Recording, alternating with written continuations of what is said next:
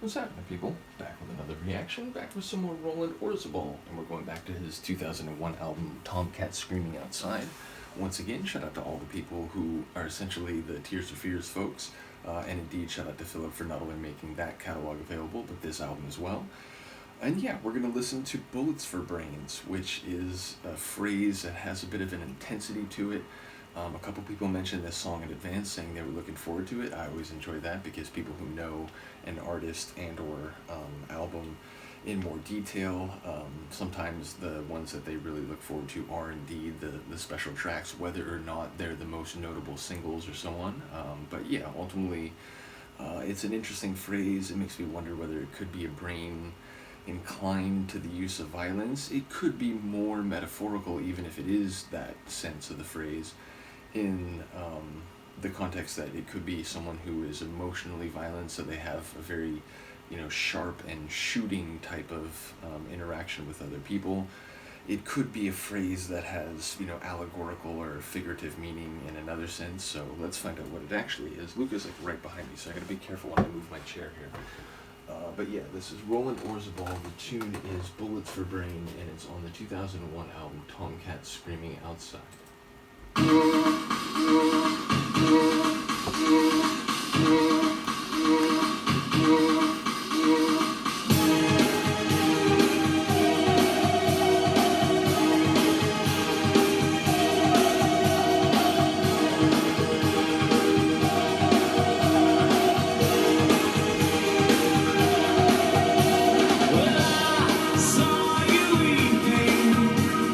Wandering on the Bible as I sense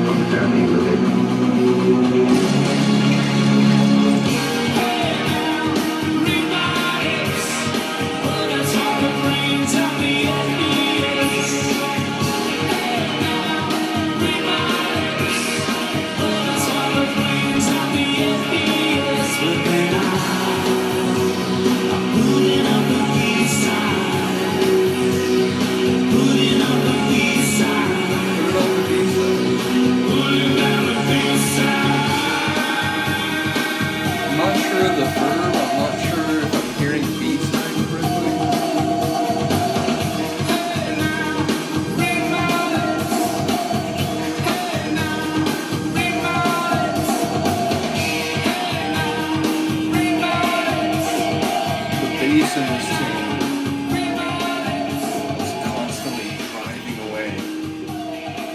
And yeah, it had a really epic synth rock feel, like a lot of his solo material does, or a lot of the material where he's the main driving force, which is to say I'm talking about the '90s Tears for Fears catalog. And yeah, ultimately, I think his voice is so interesting because it's one of the most dynamic voices. I hear great voices, male and female, constantly in my deep dives now.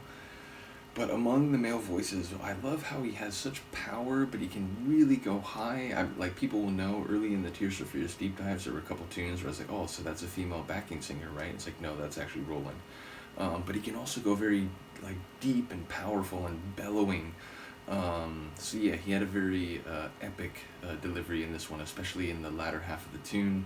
And yeah, sonically, I really enjoy the composition and the progression. As I said, the more down-tempo parts, like between the verses and chorus, had this gothic, almost, cinematic intensity, a dark intensity to them, so I enjoyed those parts in particular, so really cool. I don't know conceptually what he's saying. I obviously heard the title phrase a number of times, including in the chorus, but I don't know if he's saying, like, put it on the B-side, pulling down the B-side. I don't know if it's actually B-side. If it is, that's interesting, because if we're talking about actual releases, and then, like, if this was, like, normally a B-side wouldn't be on the album, right? So, like, I'm not quite sure what's happening in terms of the chorus, but yeah, sonically and vocally, I think it's a really interesting tune, even if I'm looking forward to hearing what people have to say about the themes and the lyrics. So, yeah, bottom line, shout out to all those continuing to be a part of the Tears for Fears, and for this phase of the journey, Roland Orzabal journey. I really do appreciate it. Let me know what you think of this one. I will see you next time. Peace.